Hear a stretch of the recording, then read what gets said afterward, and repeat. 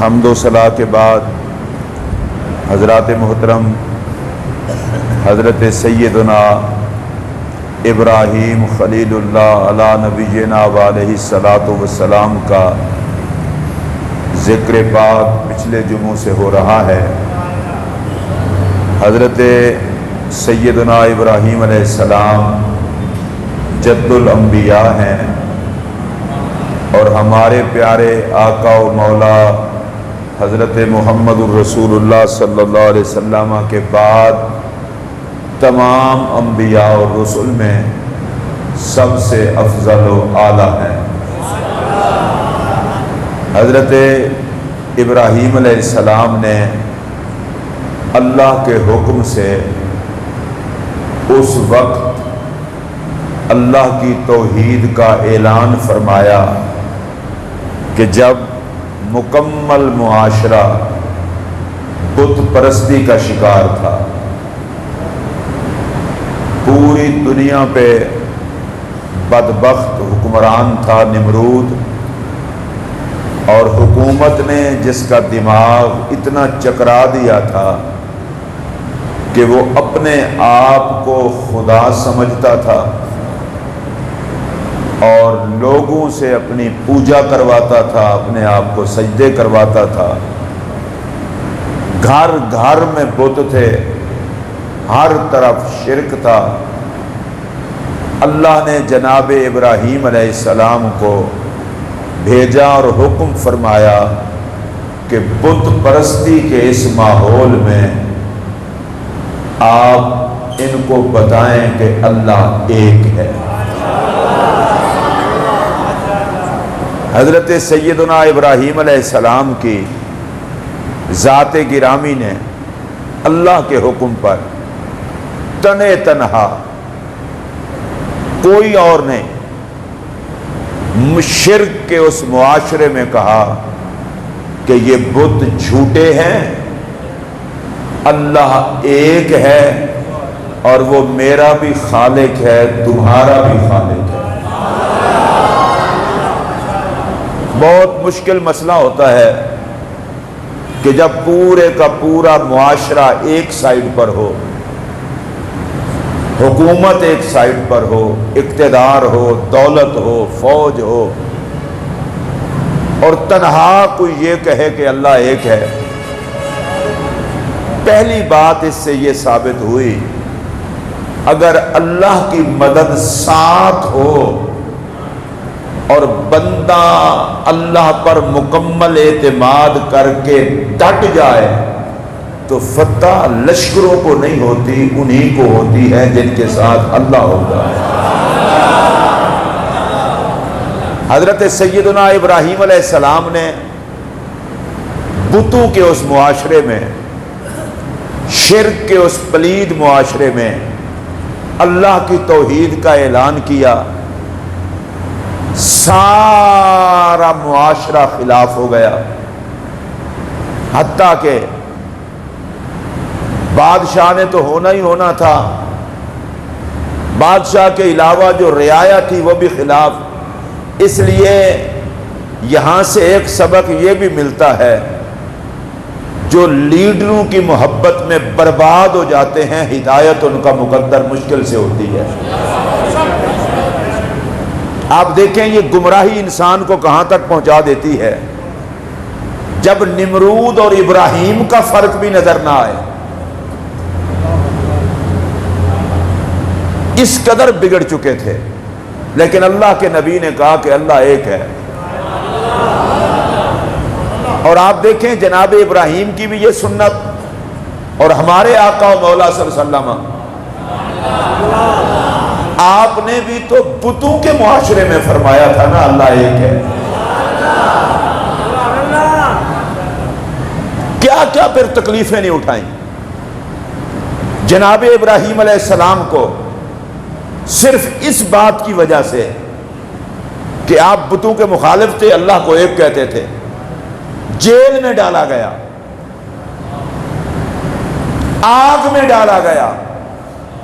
ابراہیم علیہ السلام نے سب کچھ برداشت کیا، پر حق کہنے سے باز نہ آئے۔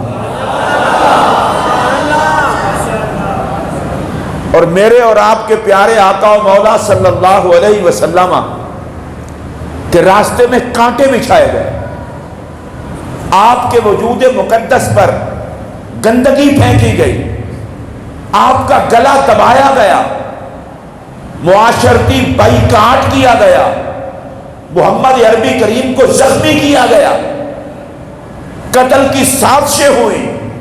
میرے پاک نبی علیہ السلام نے فرمایا جو کچھ مرضی کر لو، میں کہتا رہوں گا اللہ ایک ہے۔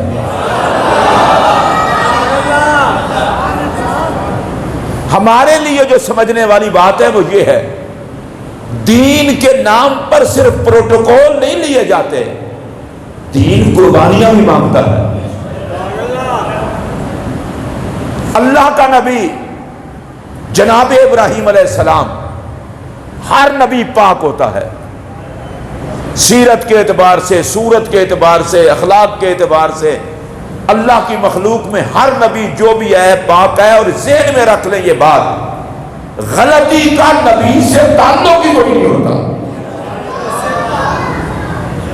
پاک خلیل علیہ السلام لوگوں کو بلا رہے ہیں، آ جاؤ اللہ ایک ہے، اور آپ نے ہر حکمت کے ساتھ بلایا، ان کو باقاعدہ سمجھایا بھی صحیح۔ آپ کا چچا خود بت پرست تھا، بتوں کا کاروبار کرتا تھا، بت بناتا تھا، اور اس نے کہا ابراہیم جوان ہو گئے ہو تو ہاتھ بٹایا کرو نا، بت بیچا کرو۔ کہا لاؤ بت۔ لوگ بتوں کو اٹھا کر لے جاتے، اور اللہ کے نبی تھے نا، وہ گلے میں رسی ڈال کے گلیوں میں گھسیٹتے، اور گھسیٹ کے یہ بھی دیکھو لین دین کا وکھرا کاروبار ہے، کہتے ہے کوئی جو ایسا بت خریدے جو کسی کام کا ہی نہیں، نہ سنتا ہے نہ دیکھتا ہے، نہ نفع دیتا ہے نہ نقصان دیتا ہے۔ اب ایسی تعریف کرے بیچنے والا، پھر مال تو بک جائے گا نا۔ سارا دن بتوں کا ستیہ ناش کرتے، اور بتوں کا ستیہ ناش کرنے کے بعد جب وہ میلا کچیلا کیچڑ میں اسے بالکل گندا کر دیتے، پھر پانی میں ڈبو کے کہتے چل پانی پی لے، اور وہ دیکھ رہے ہوتے کہ ہمارے خداؤں کا یہ اثر ہو رہا ہے۔ ابراہیم علیہ السلام کا گزر ہوا تو ایک عورت بولی، بوڑھی عورت تھی، تنہا رہتی تھی، اس نے کہا ابراہیم میں بت لینا چاہتی ہوں، لیکن تم تو کہتے ہو کہ یہ نفع نقصان ہی نہیں دیتے۔ فرمایا سچ کہہ رہا ہوں نا، نہ سنتے ہیں نہ دیکھتے ہیں، تو تم کیوں لینا چاہتی ہو؟ اس نے کہا میرا بھی ایک بت تھا، رات چوری ہو گیا ہے۔ ابراہیم علیہ السلام نے کہا تیری مت ماری گئی، جو اپنے آپ کو نہیں بچا سکا وہ تجھے کیسے بچائے گا؟ اب عورت تھی وہ تنہا، اس نے ابراہیم علیہ السلام کو کہا کہ اچھا یہ بتاؤ تم جس کی بات کرتے ہو، کہا وہ تو تنہائی میں بھی حفاظت کرتا ہے۔ اس نے کہا میرا تو کمانے والا کوئی نہیں۔ فرمایا رزق بھی وہی دیتا ہے۔ اچھا ڈاکہ چوری؟ فرمایا وہ بڑی حفاظت کرنے والا میرا رب ہے۔ اس عورت نے کہا، اس نے کہا پھر اتنا بڑے کام کرتا ہے تو قیمت بھی بڑی ہوگی۔ فرمایا قیمت اتنی نہیں ہے، میں تجھے ابھی بتاتا ہوں، صرف اتنا پڑھ لے لا الہ الا اللہ ابراہیم خلیل اللہ، اللہ کے علاوہ کوئی عبادت کے لائق نہیں، جناب ابراہیم اللہ کے خلیل ہیں، بس تو رب کے ذمے آ گئی، وہ دین ابراہیمی میں داخل ہو گئی۔ چچا تنگ آ گیا، اور تنگ آ کر کے اس نے پوچھا ابراہیم بتوں کا بازار تو انتہائی مہنگا ہے، اور میں لاجواب بت بناتا ہوں، لوگ میرے ہاتھ چومتے ہیں، اور تو جاتا ہے واپس لے آتا ہے اور بت بکتے نہیں، وجہ کیا ہے؟ آپ نے کہا بتوں کے بازار مندے پڑ گئے ہیں۔ چچا مجھے یہ بتاؤ اپنے ہاتھ سے بنا کر خود پوجتے ہو؟ چچا کو دماغ استعمال کرو، اللہ تو وہ ہے جو ہمیں پیدا کرتا ہے، اور اس کو تم بنا رہے ہو۔ اب بجائے اس کے کہ وہ مانتے، ان کے دماغ میں بھی بتوں کی محبت رچ بس چکی تھی۔ انہوں نے کہا ابراہیم ایسی باتیں نہ کیا کر، پورے کفر اور شرک کے معاشرے میں یہ بات عام ہو گئی کہ یہ ایک نوجوان ہے ابراہیم، یہ بتوں کو پسند نہیں کرتا۔ اچھا جو سارے سن رہے ہیں وہ ذرا توجہ سنیں، ابراہیم علیہ السلام نے کیا کہا تھا؟ بت سنتے، بت جواب، بت بولتے، بت نفع، بت نقصان۔ بڑی عجیب بات ہے، بے ایمانوں کو سمجھانے کے لیے ابراہیم علیہ السلام نے یہ بات کی، اور جتنے بے ایمان ہیں یہ بتوں والی آیتیں نبیوں ولیوں پر فٹ کرتے ہیں۔ دیکھو جی قرآن کہتا ہے من دون اللہ نہیں سنتے، من دون اللہ نفع نہیں دیتے، من دون اللہ نقصان نہیں دیتے، اور الو کہیں کے جو نہیں سنتے وہ تو بت ہیں، جو نہیں جواب دیتے وہ تو بت ہیں، جو نفع نہیں دیتے وہ تو بت ہیں، جو نقصان نہیں دیتے وہ تو بت ہیں۔ تجھے کسی نے نہیں بتایا نبی کی دشمنی جہنمی بنا دیتی ہے اور نبی کی نوکری جنتی بنا دیتی ہے۔ اور تم بتوں والی آیتیں ادھر فٹ کرتے ہو۔ نبی آتے اس لیے ہیں کہ بتوں سے چھڑائیں اور اپنے ساتھ لگائیں۔ ذہن میں رہے یہ بات، بتوں سے نفرت ضروری ہے، نبیوں ولیوں سے محبت ضروری ہے، بتوں سے دشمنی ضروری ہے، نبیوں ولیوں کی غلامی ضروری ہے، بتوں سے تعلق گمراہی ہے، نبیوں ولیوں سے تعلق ہدایت ہے۔ ارے جو بتوں والے ہیں وہ شیطان والے ہیں، جو نبیوں ولیوں والے ہیں وہ رحمان والے ہیں۔ ستیہ ناس ہو ان کا جو کلمہ پڑھ کے کہتے ہیں جی یہ من دون اللہ، یہ بت ہیں، نبی بت ولی بت۔ لعنت ہو تم پر، اگر نبی اور ولی بت ہیں تو بتوں سے تو بچنے کا حکم ہے، نبیوں کو تو ماننے کا حکم ہے۔ ابراہیم علیہ السلام نے کہا انہیں چھوڑو، میرے دامن سے وابستہ ہو جاؤ، اور سرکار تشریف لائے تو کیا کہا؟ بتوں کو چھوڑو، خدا کو مانو، مجھ مصطفیٰ کو مانو۔ اب یہ بات ہر طرف مشہور ہو گئی، ابراہیم علیہ السلام نے ہر طرح سے قوم کو سمجھایا۔ سیدنا ابراہیم علیہ السلام ایک دفعہ نمرود کے پاس گئے تو عادت یہ تھی جو بھی جاتا سجدہ کرتا۔ جناب ابراہیم گئے تو گردن جھکا کے نہیں گئے، یوں گئے۔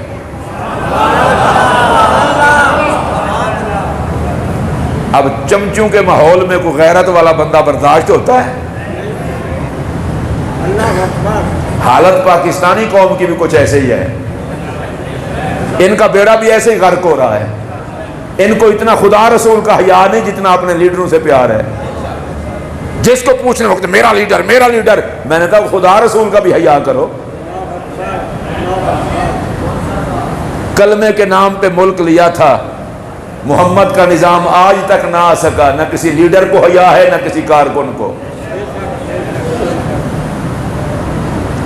پچھلی دفعہ بھی سود کے خلاف حکومت نے فیصلہ دیا تھا، سپریم کورٹ نے، میاں نواز شریف صاحب کو اعزاز حاصل ہوا، انہوں نے پھر ریٹ دائر کی، نہیں واپس لیا جائے یہ فیصلہ، ابھی حکومت انتظام نہیں۔ اس دفعہ پھر وہی لعنت ہے۔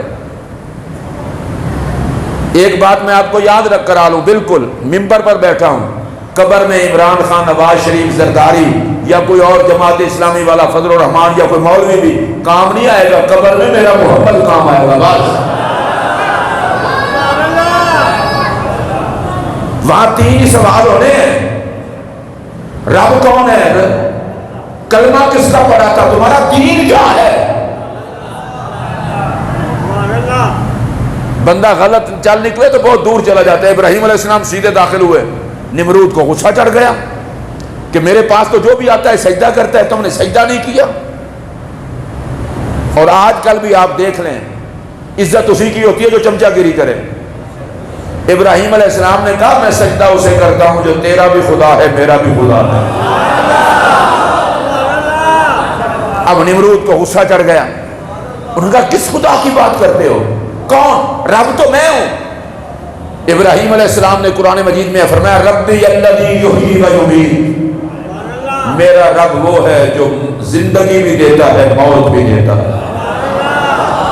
زندگی کس کے ہاتھ میں ہے اور موت کس کے ہاتھ میں ہے؟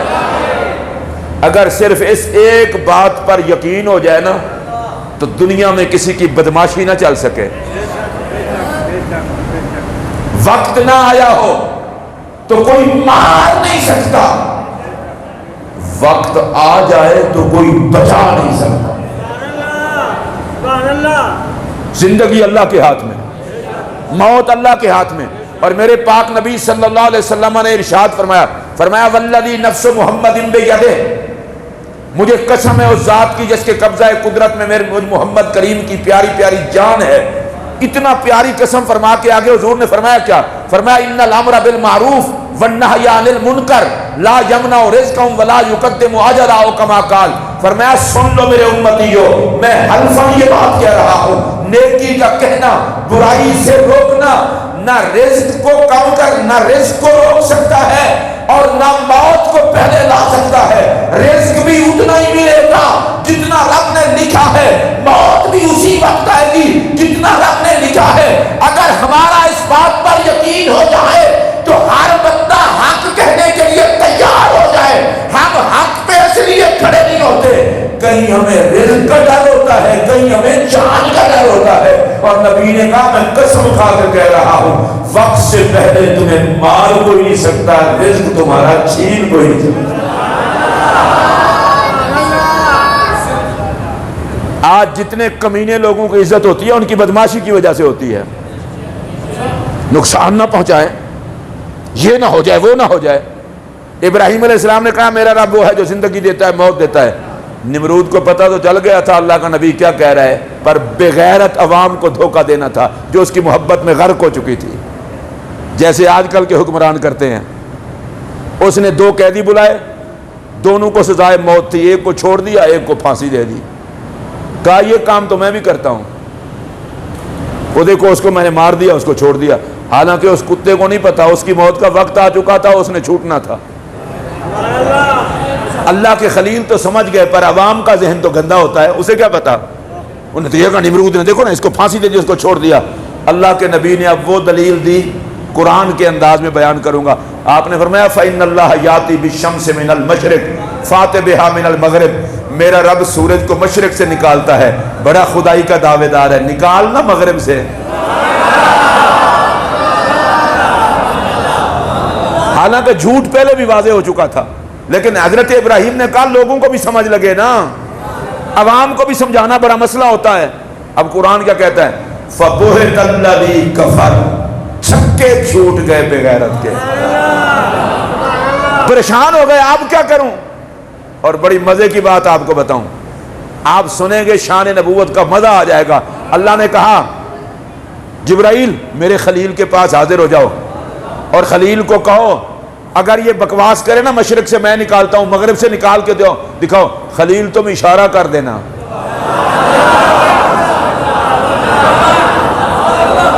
اور مجھے لگتا یہ ہے یہی شان دکھانے کے لیے، شاید اسی شان کو دکھانے کے لیے علی کی نماز پڑھی بہانہ، اور محمد عربی کریم نے اشارہ کیا، سورج مغرب سے واپس پلٹ آیا۔ اس امت محمدیہ کا توحید بے ایمان دیکھو، حضرت ابراہیم نے کہا تھا اگر تو خدائی کا دعوے دار ہے تو سورج کو مغرب سے نکال کے دکھا، وہ تو نہ نکال سکا۔ علی کی نماز کے لیے نبی نے سورج واپس بلایا، سلام امت کے عقیدہ توحید کو۔ ہم نے کہا سن لو مشرکو، نبی سورج کو مغرب سے بھی بلائے تو خدا خدا ہے، مصطفیٰ مصطفیٰ ہے۔ اللہ نے اس امت کو شرک کی لعنت سے پاک بنایا ہے، اور میرے نبی مطمئن ہے کہ میری امت شرک نہیں کرے گی۔ اب شرمندہ تو بڑا ہوا، ظاہر ہے نمرود بھرے مجمع میں ذلیل ہوا، لیکن بے حیاؤں کو کب حیا آتی ہے؟ وہ تو جناب ابراہیم علیہ السلام کے لیے طرح طرح کے بہانے تلاش کرتا تھا، اور اللہ کے نبی بھی چاہ رہے تھے کوئی موقع ہے، بتانا ہے خدا ایک ہے۔